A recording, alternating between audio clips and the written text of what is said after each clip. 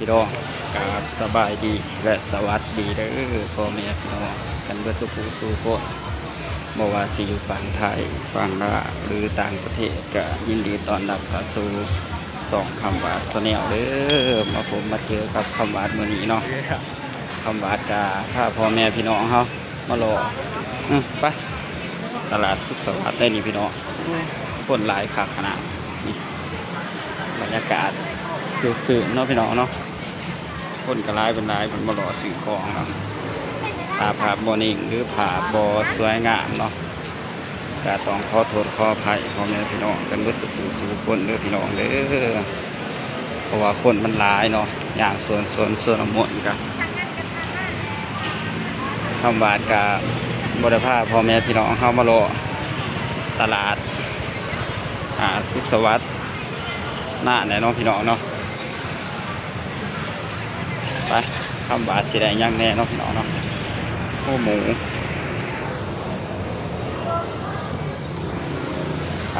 ต่อไปเรื่อยๆเนาะคำบาดจะซื้อปลากินหรือพี่น้องก็ได้จะมาซื้อปลากินเนาะ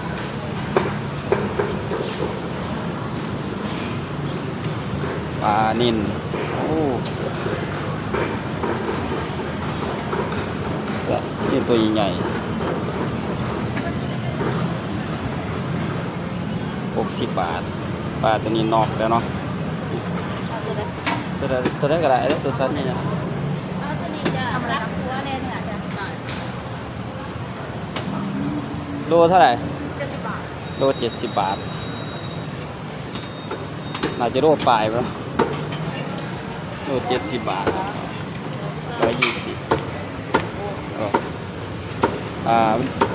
1203 โล2 โลเนาะขนาดตัวเขาเป็นตัวนี้ตัวใหญ่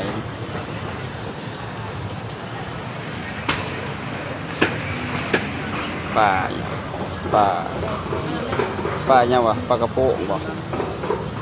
นั่นบ่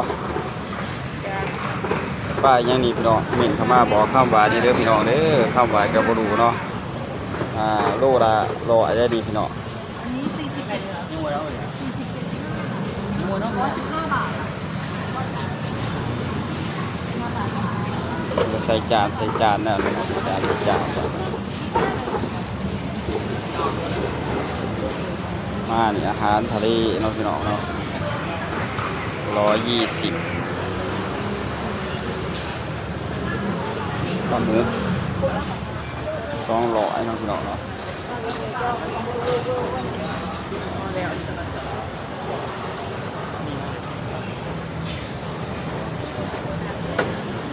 พี่น้องครับเบิ่งปลา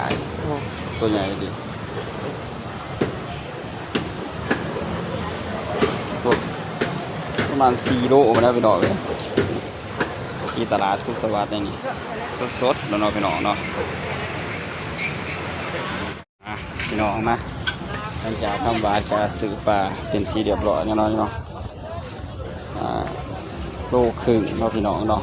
โลครึ่ง120เนาะพี่น้องเนาะต่อกันอีกโอ้ใส่ขอใหญ่ขนาดใส่ขอพี่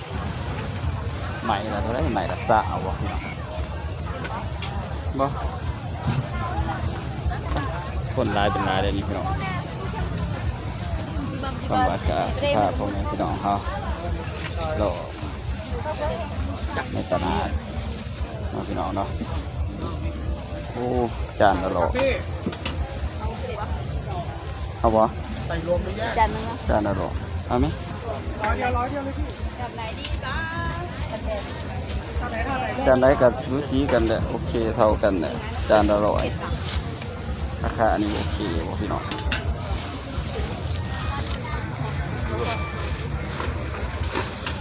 จานละ100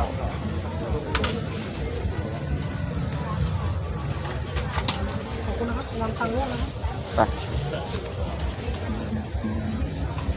เดินไปเรื่อยๆเนาะพี่น้องเนาะโอ้คนหลายครับมาท่าพี่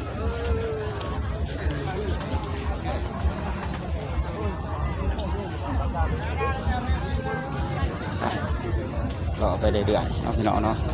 คนก็หลายครับขนาด อย่างพตักป่าสบนู่นเลยไปเดินต่อพี่น้องเนาะ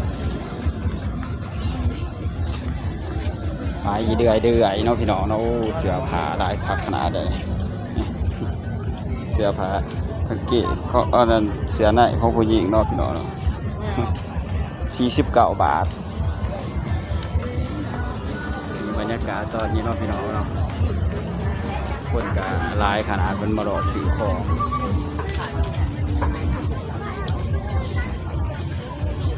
จาน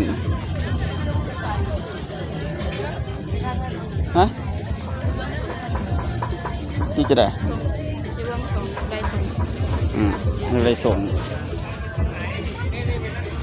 โอ้ใบละโล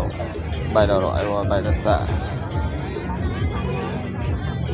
นี่ตะใบงามๆจานนี่ตะใบงามๆเพื่อเปิดเพลงแน่เนาะพี่น้องเนาะพี่น้องเอ้ยเสื้อผ้านี่จะตัวงามๆเนาะพี่น้องเนาะนี่จะไหนด้วยแล้วแบบเลยเสื้อผู้หญิงสดหล่อในพี่น้องนี่ตัวงามๆ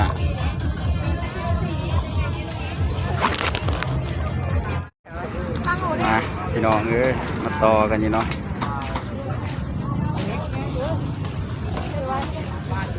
คนกระลายขนาดเนาะคนมาหล่อสื่อของอะไรพี่น้อง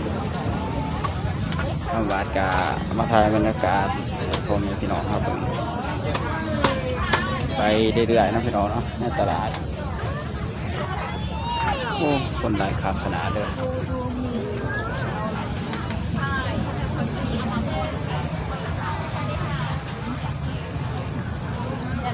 คนเป็นมาหล่อสื่อของในตลาดนะพี่น้องเนาะโบอึดเนี่ยกินมีหลายสิ่งหลายอย่างเลยพี่น้องสมปลาก็มี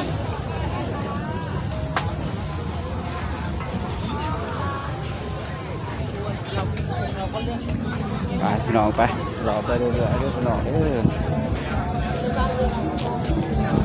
โอ้ยนอนพี่น้องเนาะนี่คำบาดกาเพราะว่าไปทางหนาคนร้ายเกินเราพี่น้องเนาะเดี๋ยวคำบาดกาเฮ้ยจะเป็นคนร้ายขนาดเนาะไปบนได้กับคนร้ายเหนื่อยซอยจูงเด้เนาะพี่น้องเนาะคนร้ายขาดขนาดเนาะมาหลอกในตลาดเนาะพี่น้องเนาะบรรยากาศหนองโอปลาเผา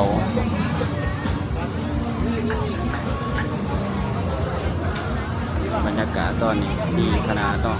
คนเกิดกับมาซื้อของกระไดขาดขนาดเนาะพี่น้องเนาะคำหวานกับอะไรย่างมาหลอกๆเรื่อยๆพี่น้องเดี๋ยวคำหวานกับสิได้จบคลิปไปก่อนเนาะกับขอบคุณพ่อแม่พี่น้องเป็นวัสดุสู่คน